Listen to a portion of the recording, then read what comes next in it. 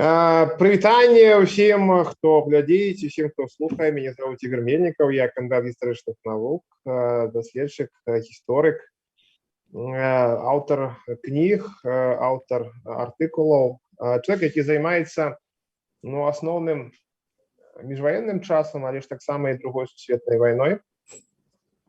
І вялікі дзякуй арганізатарам за тое, што я маю магчымасць прэзентаваць і прадставіць і ў тым ліку свае даследаванні і распавесці пра гісторыю, пра якую, на вялікі жаль, у нас у Беларусі не вельмі часта узгадвалася ў апошні час. Гэта перыяд міжваенны. Маёй першай кніжкай было выданне, якое я назваў «Заходнебеларуская Атлантыда». І в суме вось гэтую таксама лекцию ці выступление таксама назвал «Заходнебеларуская Атлантыда 1921-1941». Хронологія не выпадковая, бо яна, па сутнасці, звязана з гісторыяй яшчэ адной тэмы, якой я таксама займаюся. Гэта гісторыя міжваеннай савецка-польскай мяжы ў Беларусі. Бо ў гэтым годзе мы маем якраз 100 год з моманту падпісання Рыжскай мірнай дамовы. У Рызе дамовіліся Савецкая Расія і другая Рэч Паспалітая, Польша, у сакавіку 21 года, аб тым, што вайна спыняецца і мяжа праходзіць па тых пунктах, па якіх дамовіліся гэтыя самыя бакі. Такім чынам, гэтая мяжа падзяліла і Беларусь, і падзяліла таксама тэрыторыю Украіны сучаснай. З Украінай там трохі іншая сітуацыя, і там мяжа была дастаткова далекавата ад вялікіх цэнтраў украінскіх.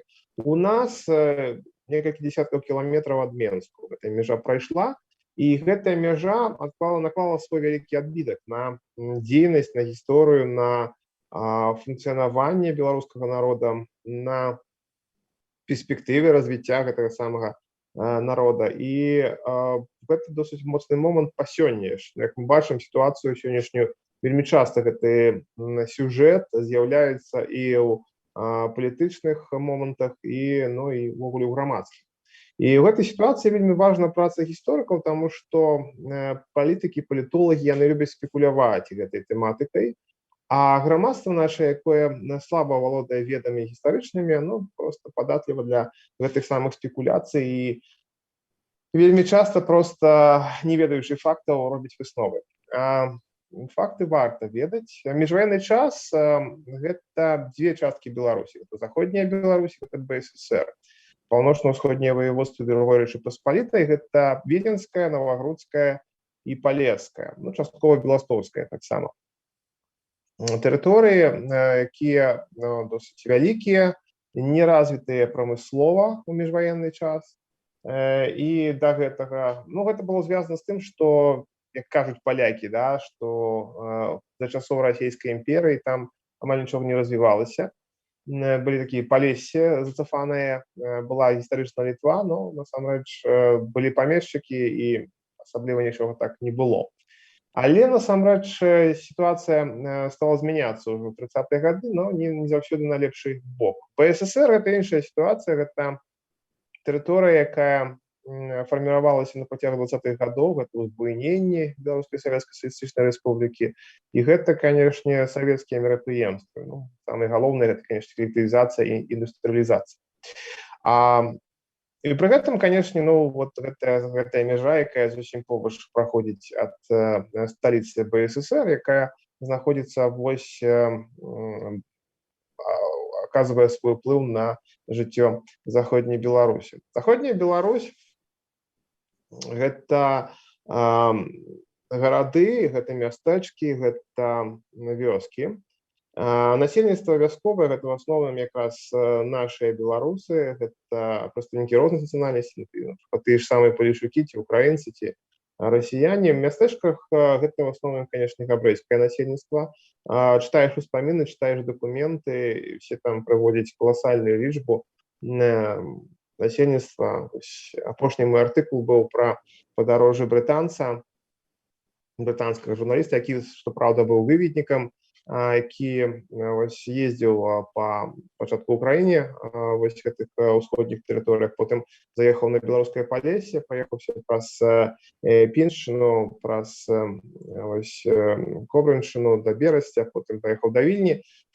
Паўсюль ён падкрэсліваў, што менавіта мястэчкі гэта габрэйскія такія асяродкі вялікія. Ну і, канешне, гэта накладваў свой адбітак на жыццё беларусаў, на жыццё гэтага рэгіёна таксама.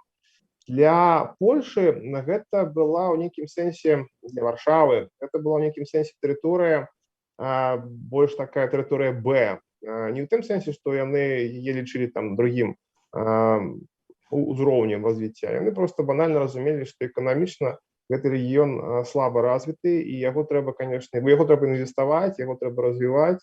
Дзесьці гэта было больш паспяхова, як, напрыклад, у Мікашевічах, дзе была дрэваапрацоўчая фабрыка, дзе досыць эфектыўна, прычым фабрыка з бельгійскім капіталам, з еўрапейскім капіталам, і дзе гэта ў 30-е гады давала магчымасць і мясцовым зарабіць грошы, і таксама зарабляць грошы уласнікам, тым самым бельгійцам, і мясцовай таксама інжынерыі, людзям, которые працавалі. Дзесьці гэта было горш, бо праблема заходняй Беларусі ў міжваенны час – гэта голад зямельны, гэта сітуацыя, калі людзі проста не маюць магчымасцяў набыць гэтую самую зямлю і вымушаны нешта рабіць дзеля гэтага. І тут з'яўляецца такая досыць цікавая паралель з БССР, калі, напрыклад, у БССР упершыню пашпарты з'яўляюцца ў 32-м, здаецца, годзе, то у Польшы гэтыя пашпарты былі з самага пачатку, і у БССР гэтыя пашпарты толькі гарадскому насельніцтву ці насельніцтву гарадскіх пасёлкаў.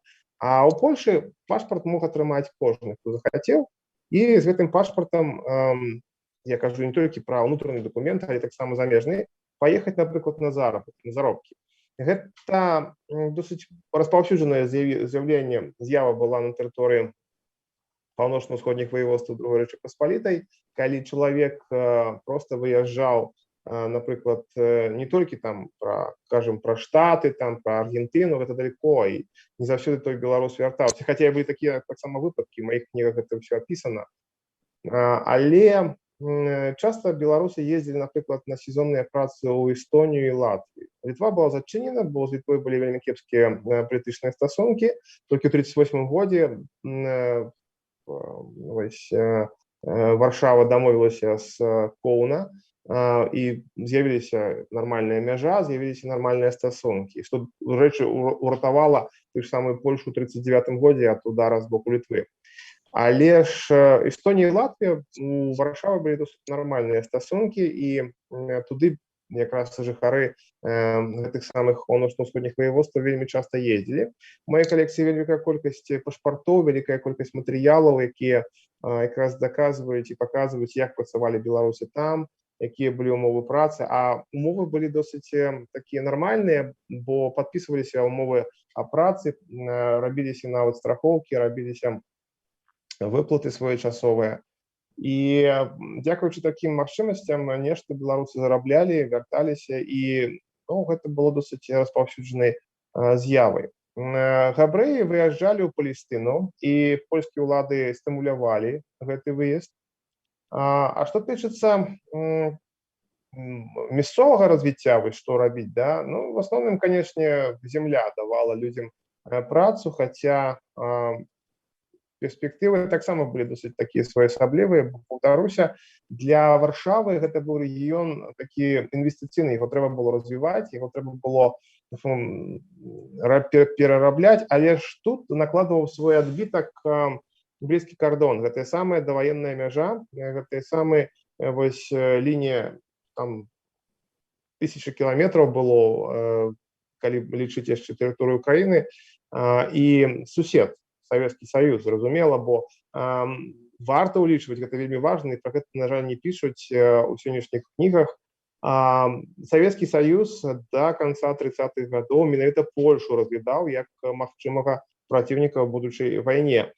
А ў сваю чаргу Польша менавіта бачыла ў Савецкім Саюзе галоўнага праціўніка і ворага. І планы абарончыя былі якраз накіраваныя непасрэдна вось на падрыхтоўку сваіх тэрыторый да будучай вайны. І вось я шмат працую з дакументамі, з матэрыяламі, з тымі ж самымі архівамі. Там, канешне, таксама былі пяцігодкі ў Польшы, і гэтыя пяцігодкі там былі разлічаны да 40-х гадоў, там далей нават. Вось каб змяніць сітуацыю менавіта вось у той краіне, у той частцы якраз вось Польшы, гэтай вось усходняй Польшы.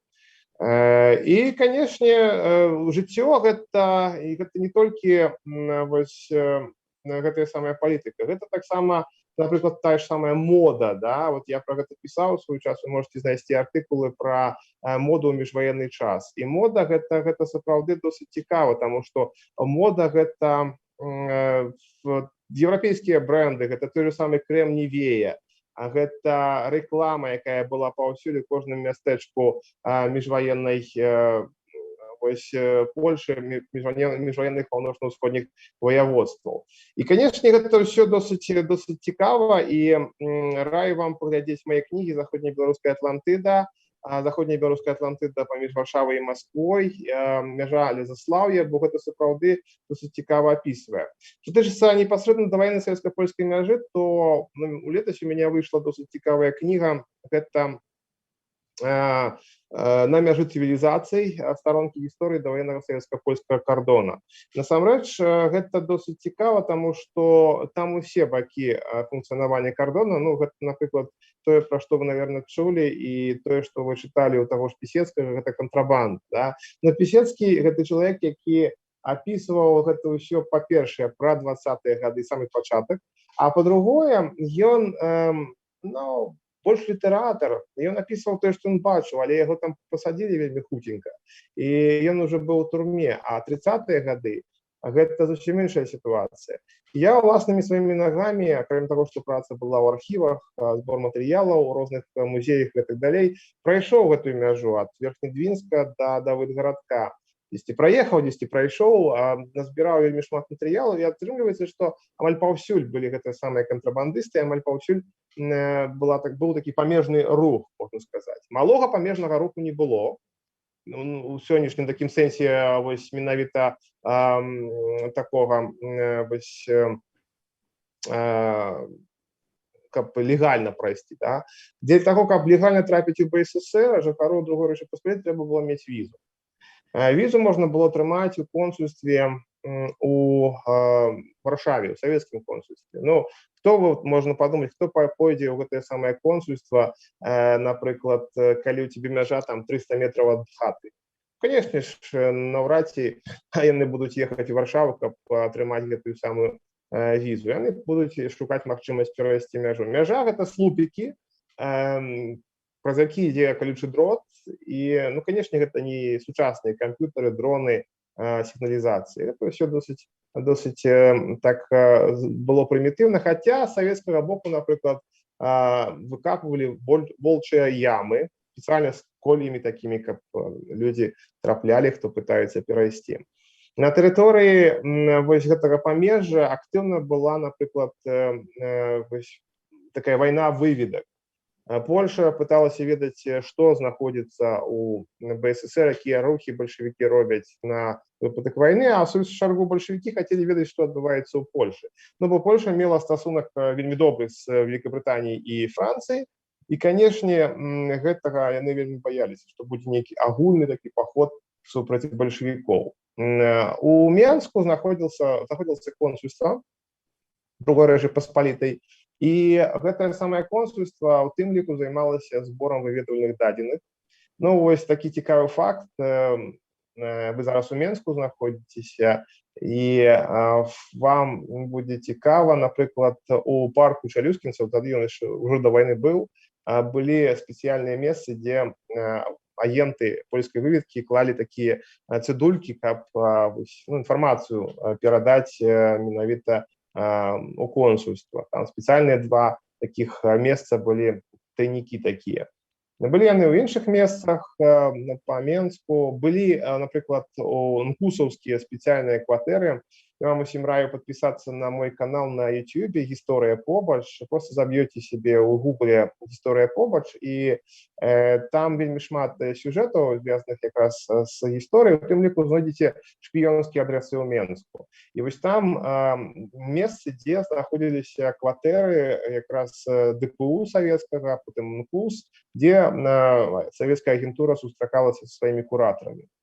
І гэты момант досыць яскрава ілюструе, што той міжваенны час гэта была такая прыхаваная па сутнасці вайна з усіх бакоў. Беларусу трэба было чакаць нейкай такой пагрозы.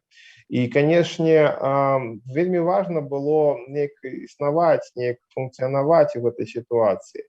Міжваенны час у заходняй Беларусі гэта не калбаса, якой завязвалі дзверы, і не рай на зямлі. Сённяшнія прапагандысты часта якраз крытыкуюць мяне за тое, што я нібы прасоўваю Польшу і нібы паказваю такую рай на зямлі ў выглядзе заходняй беларускай Атлантыды.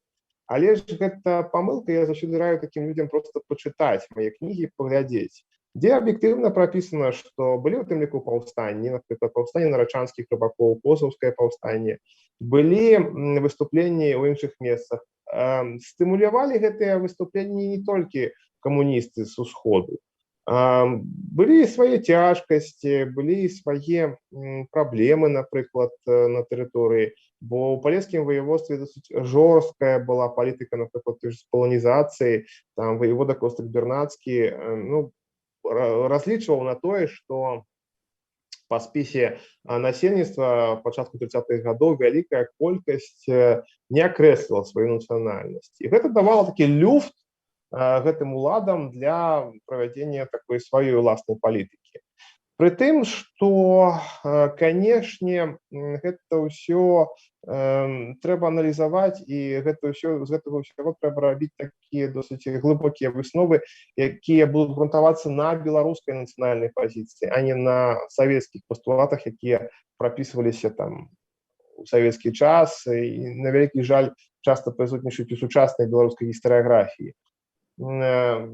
Той час, напрыклад, памешчык, пан, якога, напрыклад, у саветах, савецкай гістарыяграфіі, в савецкія часы называлі такім крывапійцай, называлі такім кепскім, ён вельмі часта проста ратаваў гэтага самага беларускага селяніна. Я колькі разоў сустракаў успаміны мясцовых жыхароў, якія расказвалі, што, напрыклад, у 32-м годзе, а вы памятаеце, я думаю, што 32-й год гэта самы жудасны голад у Украіне, калі галадамор пачаўся, калі людзі паміралі на вуліцах, калі проста жудаснае людажэрства пачалося. Дык вось, у нас гэтага ў Беларусі, ў БССР на таком узроўні не было, але ўсё роўна на тэрыторыі, напрыклад, Палескай обласці, гэта Гомельская область сённяшняя, там прысутнічалі такія з'явы, ну і там у іншых рэгіёнах. І нават часткова гэта трапілася, бо там не ўражай быў вось на тэрыторыі Польшы. Дык вось некалькі разоў мне расказвалі, што той же самы пан проста даваў зерне, даваў магчымасць падпрацаваць, каб гэты самы селянін не памёр з голаду і каб яму было нармальна. На ўсходзе было значна горш, бо там уже калгасы былі і людзі бег. То есть праз гэтую мяжу рух быў у два бакі. З БССР людзі беглі ад рэпрэсій, ну, зразумела, гэта былі і проста такія палітычныя рэпрэсіі, але ж былі таксама эканамічныя фактары, бо вельмі часта гэтая мяжа падзяляла сем'і. Напрыклад, ну, вось брат знаходзіўся там у Бабруйску, а другі брат жыў там у Стаўбцах ці ў Маладзечна, і як. У 30-е гады, то есть у 20-30-е гады яны маглі перапісвацца, але пазней, бліжэй да 37-го года, такі ліст, напрыклад, з Маладзечна ў савецкую Беларусь мог каштаваць жыхароў БССР жыцця. І вельмі часта беларусы з савецкай Беларусі пісалі сваім якраз сваякам: не пішыце нам лістоў, не звяртайцеся да нас, бо будзе кепска. Рэпрэсіі на памежжы праводзіліся з савецкага боку досыць актыўна. Вычышчаліся гэтыя памежныя поласы, пасы. Праводзілася палітыка, кожны савецкі чалавек ахоўвае мяжу, гэта значыць кожнага чужога трэба было якраз убачыць, знайсці і здаць. І кожны, хто пераходзіў мяжу, гэта быў патэнцыйны агент замежнай выведкі. І тут вельмі цікава, таму што сапраўды выведка дзейнічала, і тая ж польская выведка, і тая ж савецкая, але ж вельмі часта гэта быў просты чалавек. То есть выпадак красамоўны, хлопец з Поласава, здаецца, яму было 16 год, он скончыў гімназію ў Стоўбцах, і не бачучы перспектывы вучобы ў Польшы, бо за вучобу трэба плаціць, за інтэрнат трэба плаціць, сялянская сям'я, грошай мала, іх няма амаль. Но он збег у БССР. Яго злавілі, і толькі ў 50-е гады яго маці атрымала, гэта ўжо пасля Другой сусветнай вайны, атрымала пасведчанне пра тое, што яе сын рэабілітаваны, але ён быў расстраляны ў 38 годзе. Быў расстраляны як польскі шпіён. Ну, хлопчык 16 год, вось вам польскі шпіён. 38 год гэта антыпольская ці польская аперацыя НКУС, калі вычышаўся гэты рэгіён, калі арыштоўваліся людзі, і ў маёй кнізе вось на мяжы цывілізацыі гэта ўсё падрабязна апісваецца. Наклад быў невялікі, я яе выдаваў сваім уласным сродкамі, але ў нацыянальнай бібліятэцы вы можете знайсці гэтую кніжку, она досыць цікавая, і раю вам пошукаць, паглядзець, бо там якраз апісаны цэлыя сем'і, якія сталі ахвярамі тых чыстак. Нават часта цэлыя вёскі перасяляліся. Ну як, вёску где-нибудь там у Казахстан, а вёску саму знішчалі, якая пры самай мяжы знаходзілася. Асобны момант гэта будаўніцтва ўмацавання. 1932 года пад Менскам пачынаецца будаўніцтва Мінскага ўмацаванага раёна, у 27-м пад Полацкам пачынаецца ўмацаванне, будавацца савецкія, пад Мазыром таксама будаваліся, і ўсё гэта накладала свой адбітак на функцыянаванне таго ж памежжа. З польскага боку людзі таксама былі свае рэпрэсіі, таксама, напрыклад, праводзілася палітыка рэвіндыкацыі, гэта перавода людзей з праваслаўя на каталіцызм. Асабліва гэта было распаўсюджана ў Палесе, і там корпус аховы памежжа. Гэта польская вайскова-паліцыйная структура, якая ахоўвала савецка-польскую мяжу, яна якраз праводзіла гэтую самую палітыку рэвіндыкацыі. Ёсць там цікавыя ўспаміны. Ну, дзесьці людзі пераходзілі для таго, каб проста себе палегчыць жыццё, дзесьці людзі не разумелі, што гэта такое адбываецца. Па-рознаму гэта ўсё адбывалася. Увогуле, корпус аховы памежжа гэта была такая цывілізатар у нейкім сэнсе, у разуменні Варшавы.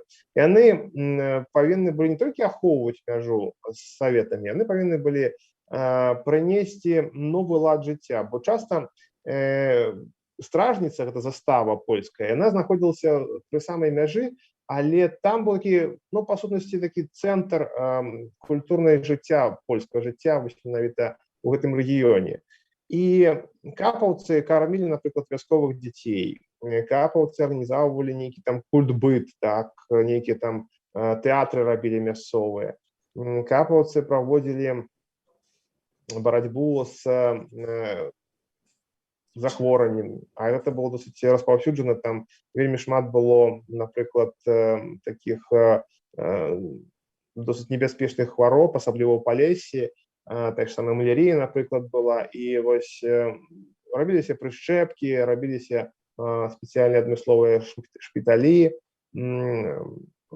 Гэта не значыць, што там арганізацыя такая дабрачынная была. Не, проста яны прасоўвалі, у тым ліку, сваю польскую палітыку праз гэта, але яны гэтым займаліся, і гэта была вось такая мультифункцыяналізм такі вось гэтай арганізацыі, вось корпус аховы памежжа. Гэта досыць цікава, гэта досыць важна. Ну, насамрэч, гэтыя тры ваеводствы, яны, Палескае, Віленскае, Новагродскае, яны функцыянавалі, ну, такой, з аднаго боку, небяспекі, бо побач знаходзілася Савецкі Саюз, Савецкая Беларусь, паўфрантавыя, а з другого боку, яны былі часткай той самай еўрапейскай цывілізацыі.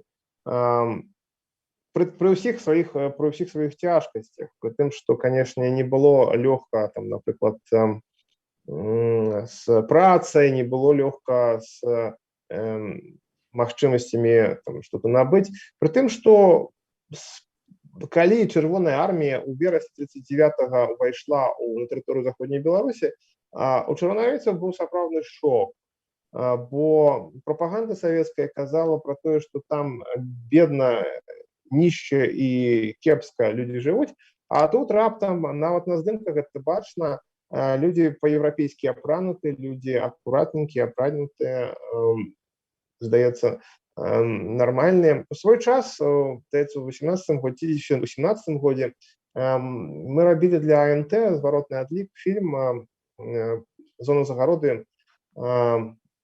Небяспечныя рысы». Дарэчы, можете знайсці ў інтэрнэце «Зона заграждения у опасной черты». Там шмат моих фільмаў, я там штук 10 зрабіў, обратный отсчет, зваротны адлік. Так вось мы там сустрэлі вельмі цікавую жанчыну, ей было ўжо пад 90 тады, пад Новагрудкам.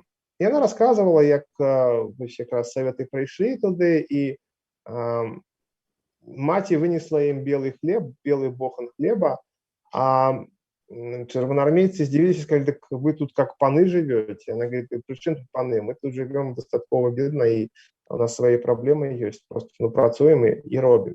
То есть это не уписывалося у рамки якраз той самой пропаганды, і вельмі шмат было тым жа верасні 39-го года таких фактаў, якія сведчаць не на карысць саветаў. Ну, напрыклад, таксама, вот я бачу, дзяўчыны сядзяць, але ж я люблю тэмай такой вайсковай займацца. Вам прывяду яшчэ прыклад з вайсковага.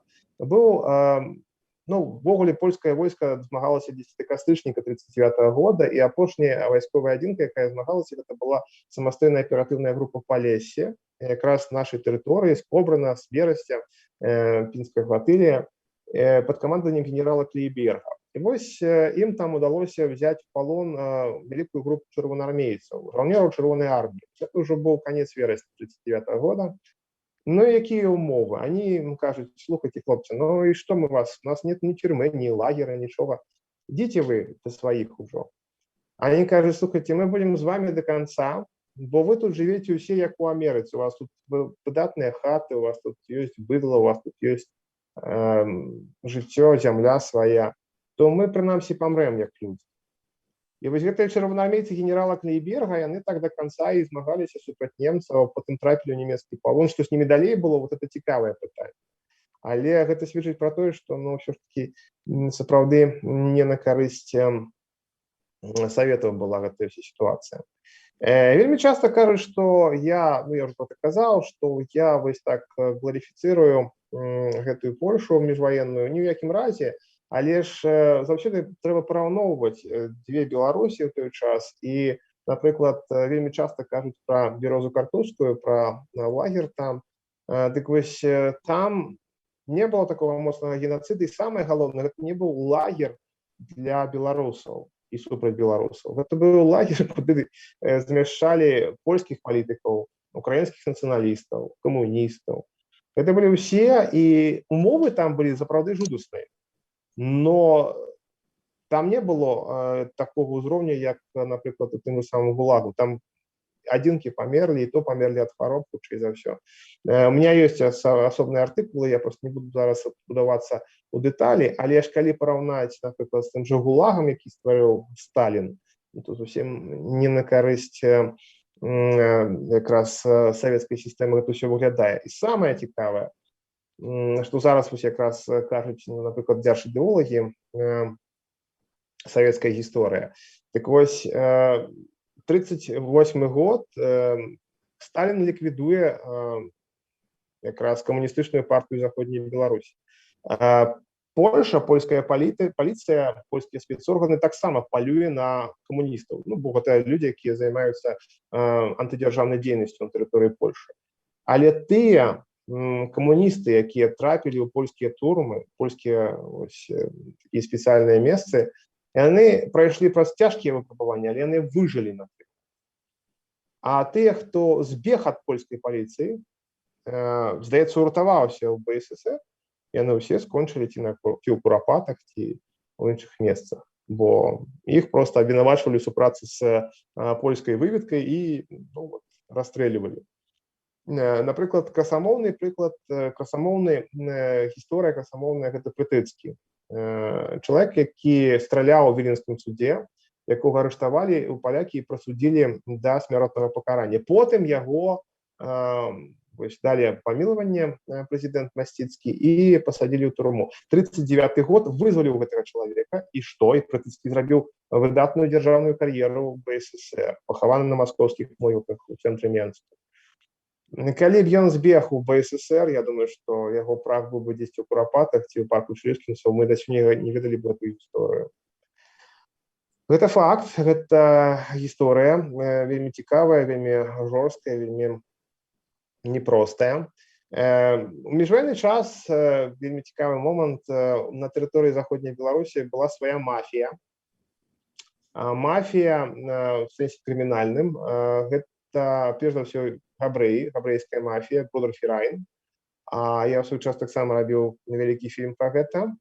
Былі свае Бонні і Клайд. Я ж не буду там падрабязна пра гэта расказваць, але сапраўды гэтыя гісторыі досыць цікавыя, пра якія пісалі ва ўсіх еўрапейскіх газетах, і досыць такое месца было распаўсюджанае. Досыць тэма была такая папулярная.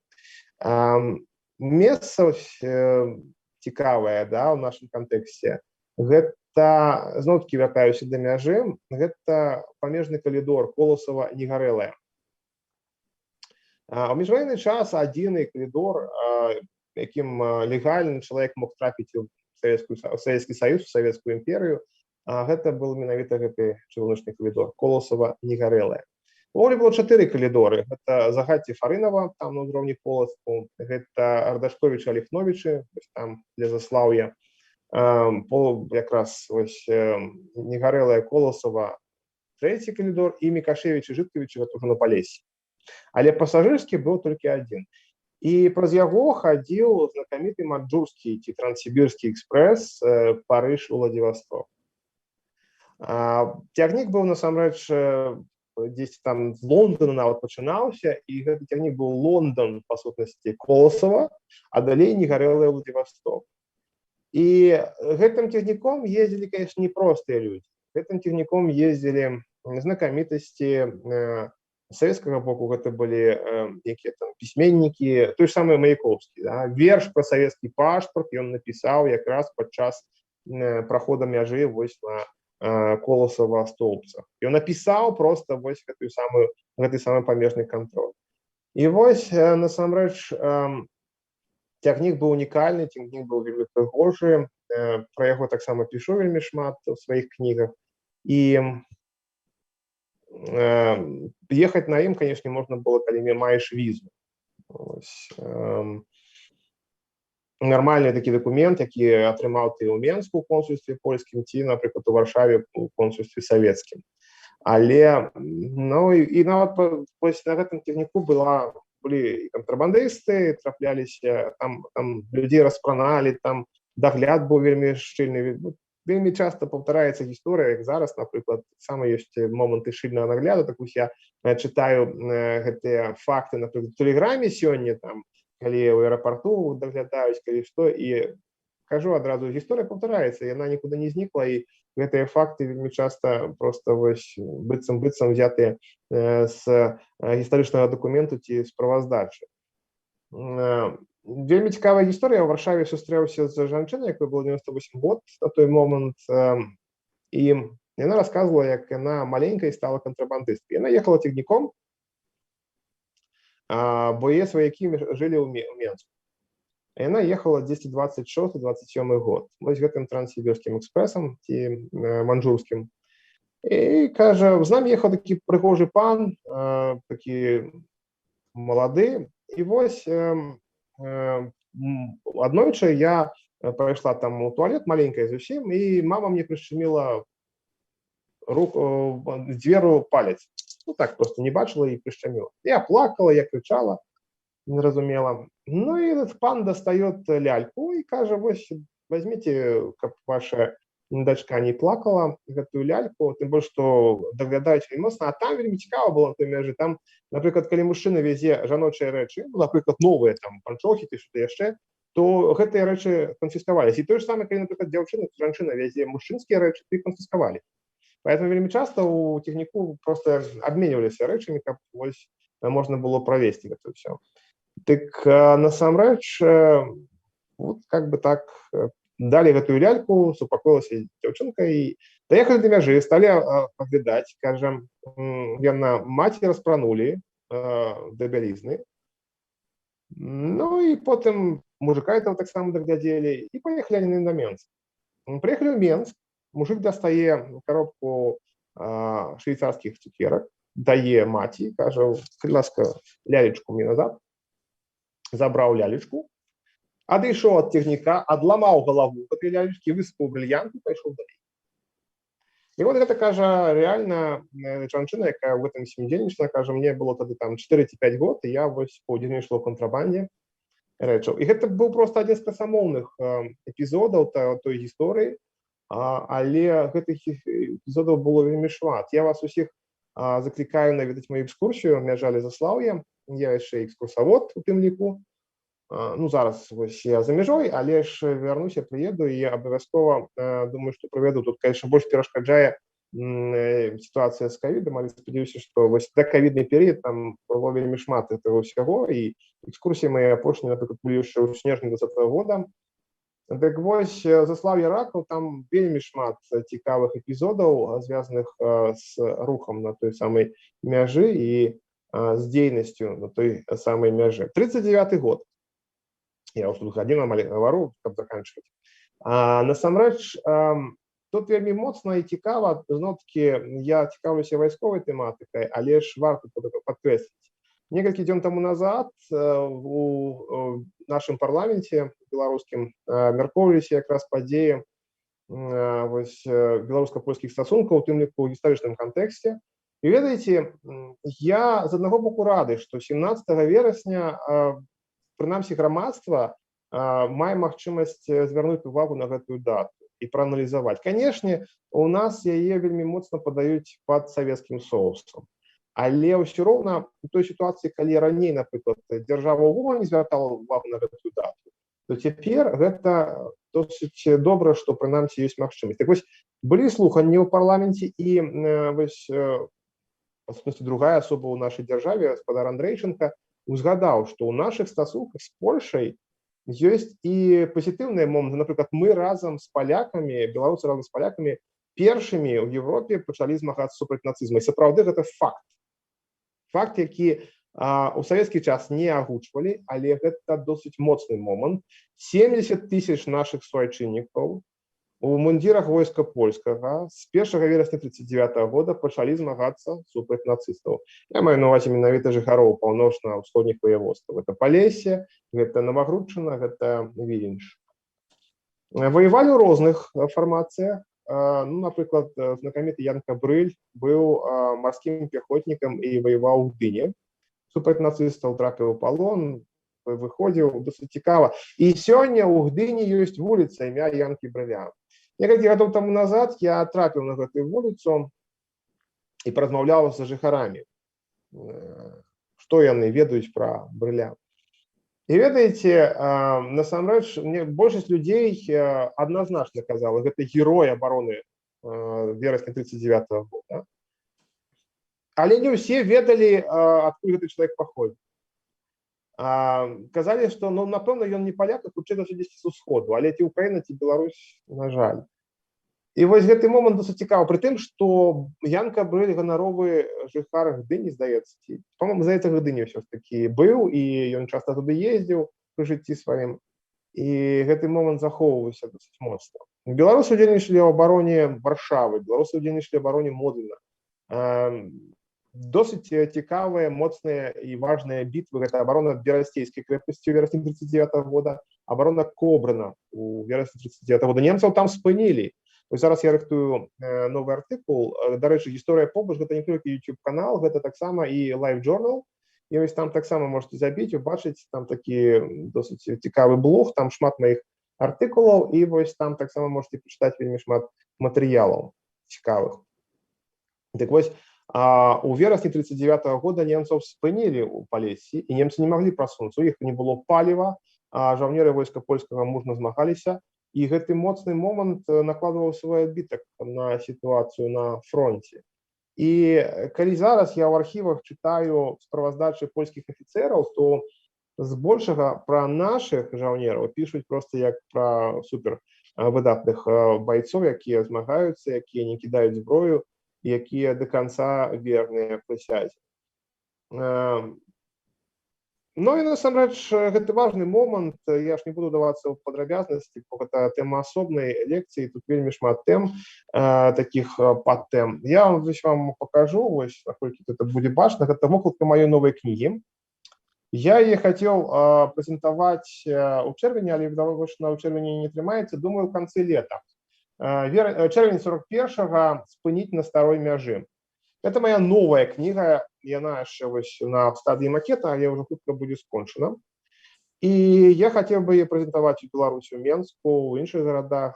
Кніга прысвечана баям Чырвонай арміі супраць нацыстаў на менавіта гэтай самай старой мяжы. Яна нікуды не знікла, я паўтаруся, з 39 года по 41 год яна існавала як зона загароды. Жыхар Менска паехаць у глыбокае, напрыклад, без дазволу НКУС не мог. Той ж самы, напрыклад, з жыхарам Маладзечна, які хацеў паехаць, напрыклад, да брата ў Бабруйск, то он таксама лёгка праехаць не мог тую самую мяжу. Поэтому досыць важны палітычны чыннік яна якраз адыгрывала, гэтая самая ўнутраная мяжа.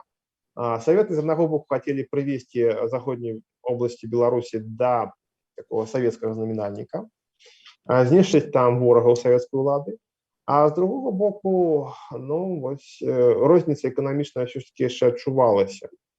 І было 4 хвалі дэпартацыі, напрыклад, на тэрыторыі заходніх абласцей БССР у 40-41 годах. Апошняя пачалася 19-20 чэрвеня 41 года, і людзей уже вывозілі пад нямецкімі бомбамі.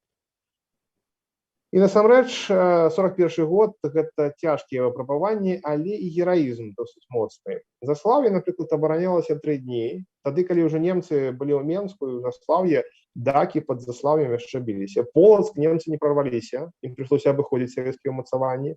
У Мазыры таксама баі былі да канца лета пад Мазыром, пад Мозырскім умацаваным раёнам Жыткавічы. І там змагаліся не толькі чырвонаармейцы, там змагаліся памежнікі савецкія, там змагаліся гэтыя самыя ўмацаванні і дакі.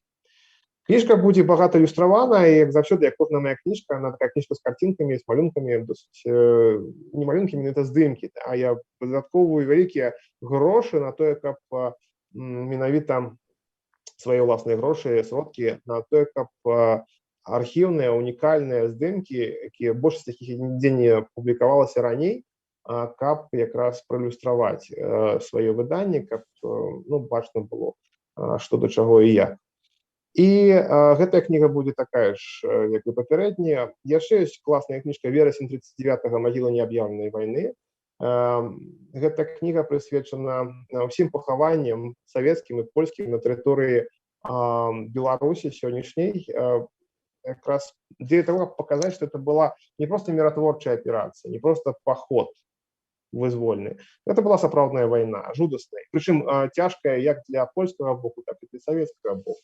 І в бібліятэках прэзідэнцкай бібліятэкі, нацыянальнай гістарычнай, і нацыянальнай бібліятэцы Беларусі, яна ёсць, этой кніжкі ёсць, поэтому, калі ласка, паглядзіце і вось убачыце. Яшчэ класная кніжка, гэта «Другая светлая вайна» на фотаздымках з майго архіва. Яна яшчэ, здаецца, ёсць нават у акадэмкнізе. Вось, можете паглядзець там. Не шмат тэксту, але там шмат здымкаў. Прычым унікальных здымкаў і цікавых матэрыялаў. Досыць, там, сапраўды, гісторыя досыць такая унікальная, красамоўная. І ўсе этапы, міжваенны час, вайна, кожны год вайны, год да перамогі 45-го года.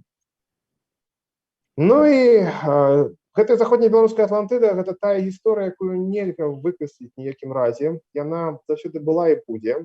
Гэта не гісторыя толькі заходніх абласцей Беларусі, гэта гісторыя ўсёй краіны, таму што просты прыклад. У 16-м годзе я зрабіў выставу «Беларусы ў войску польскім» 1939-1945. Ввогуле у меня шмат выстаў было.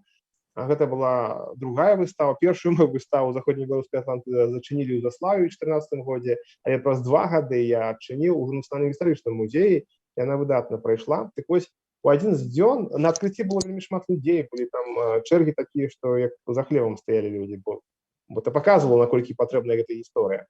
Але ў адзін з дзён я чакаў там тэлебачанне, стаяў у этой зале, і гляжу, жанчына такая пажылая, з унукам ходзіць, з хлопчыкам, той разглядае гэтыя стэнды, артефакты, форму, уніформу, у меня вялікая калекцыя уніформы якраз гістарычнай 30-х гадоў.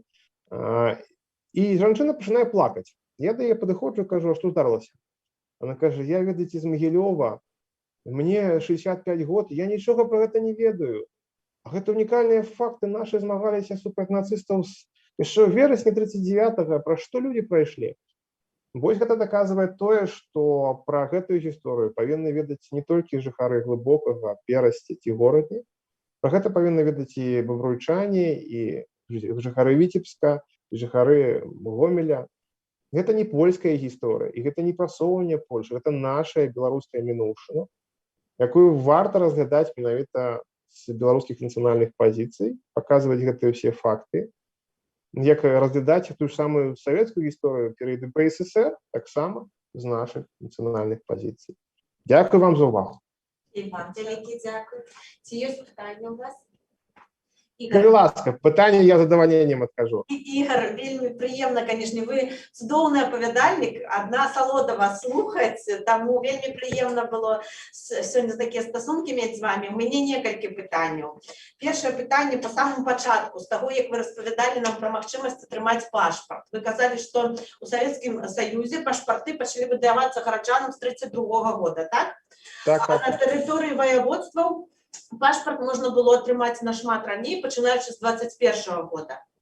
У мяне пытанне такое, скажыце, беларус, які быў там на гэтай тэрыторыі, ён мог атрымаць пашпарт, і што ў якасці там грамадзянства было ў яго? Ці проста вось як гэты пашпарт выглядаў? Ці мог ён там запісацца, беларус? Альбо мы табе дадзім у 21-м годзе пашпарт, але ты пішы толькі паляк.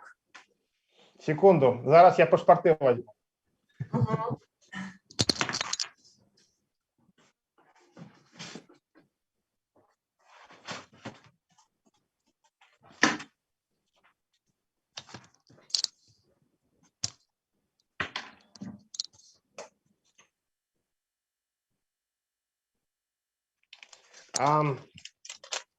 Міжваенны пашпарт 30-х гадоў вось прыкладна так выглядаў. Не прыкладна, а вось он так выглядаў, гэта арыгінальны, гэта замежны пашпарт, арыгінальны. Тут няма пазнак пра нацыянальнасць. Гэта дакумент, які дае магчымасць выехаць цябе за мяжу. Сюда ставілася якраз віза, і вось як звычайныя такія штэмпелі. Вось, калі ласка, так это выглядала. Як звычайна, вось сёння чалавек перасякае мяжу, так яно і было. Яго выдавалі вельмі часта, вось менавіта гэты замежны пашпарт, выдавалі на падставе ці умовы на працу, ці запрашэння там нейкай замежнай фірмы, ці міграцыйнага агенцтва, якое, напрыклад, ты там, за кім ты дамовіўся на выезд там, ці ў Штаты, ці ў Аргентыну, вось на ўжо далёкія тэрыторыі, там у Палестыну, напрыклад, габрэйскае насельніцтва. І гэты дакумент выдаваўся ўжо на падставе таго, што ты меў, напрыклад, довад асабісты, гэта ўжо ўнутраны пашпарт, а вось яго ў 20-е гады выдавалі на падставе метрык, і тебе не трэба было даказаць, што ты паляк.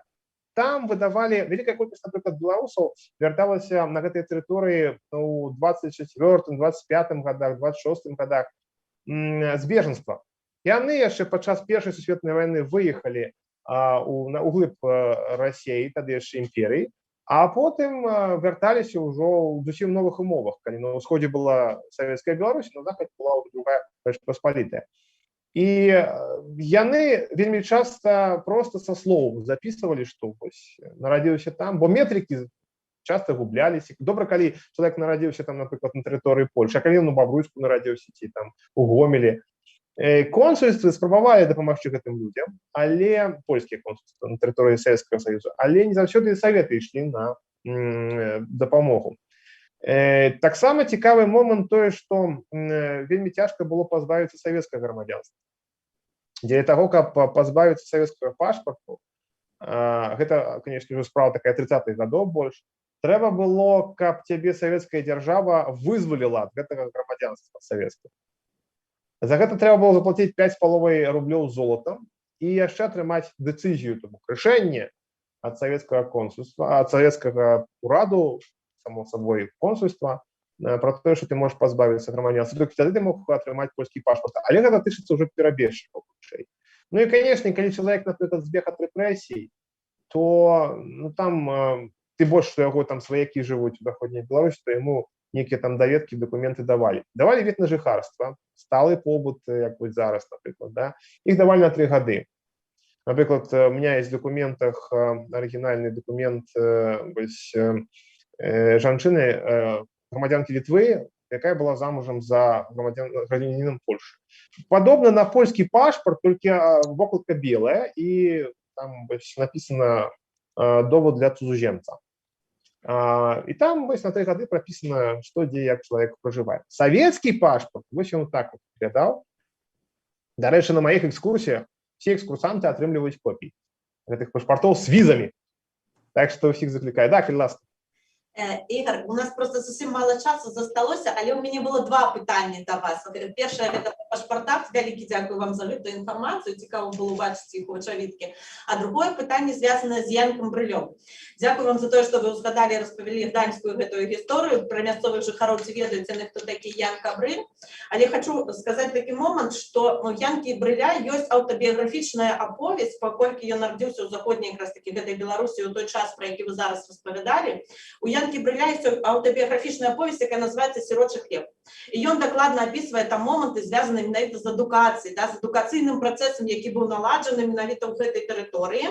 І есть там такий момент, он пише про то, поскольку это повесть автобиографичная, то, певно, это був такий факт докладний, що його дядька з Менську пересилає гроші його маті на то, каб ён змог далей вучыцца у то бок пачатковая школа скончылася, там пэўна 3 гады былі такія абавязковыя памяткі. Так, а потым яму трэба было вучыцца, і ўжо за гэта трэба было плаціць грошы. У той час, як у Савецкім Саюзе вучыліся там да 7-го класа, здаецца, нас, як мяне, вось, напрыклад, як настаўніка, гэтыя моманты вельмі цікавяць, і вы яшчэ такі факт распавялі пра тое, што людзі баяліся нават лісты дасылаць адно аднаму, так? А тут факт таго, што перасылалі грошы праз мяжу. Прычым савецкія грошы, і як гэта ўсё магло быць, наколькі гэты факт рэальны. Дзякуй. Так, это все реально, и насамрэч стасункі былі, і калі чалавек, напрыклад, меў магчымасці зарабіць грошы ў БССР, бо гэта маглі быць і некія там інжынеры, гэта маглі быць нармальныя там працоўныя людзі.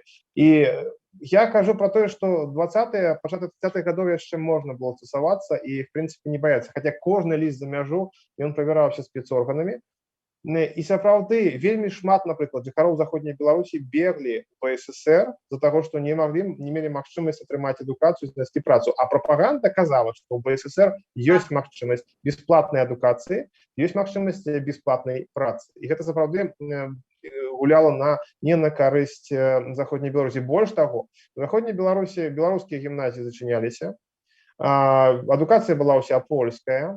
И белорусскую, вот это важный момент, белорусскую партию, самую такую моцную громада в 20-е годы разгромили. Эта партия, конечно, была насычена советскими агентами, але ўсё ж таки она старалась на белорусских позициях отстоять. И это великие помылки польских улад, якія яны, за якія яны расплачваліся ўжо ў 39-м годзе. І сапраўды гэты момент таго, што можна было даслаць, калі была магчымасць дапамагчы, яна прысутнічала. І ў другі бок таксама было, перасылалі пасылкі, былі кантрабандныя выпадкі вельмі цікавыя, калі рэчы з захаду афіцыйна перасылалі, а людзі іх распрадавалі. Вось 20-е, все 20-е гады, 21-го по 29-й, по 30-й, і па сутнасці да 37-го, 6-го года, это все, в прынцыпе, было нормально. Потым, калі пачынаюцца рэпрэсіі, калі ў кожным замежніку бачаць ворага, ну, то, канешне, гэта было вельмі небяспечна. Дякую вам вялікі, чакаем выхаду вашай новай кнігі і вяртання ў горад Мінск. Дякую вялікі, абавязкова.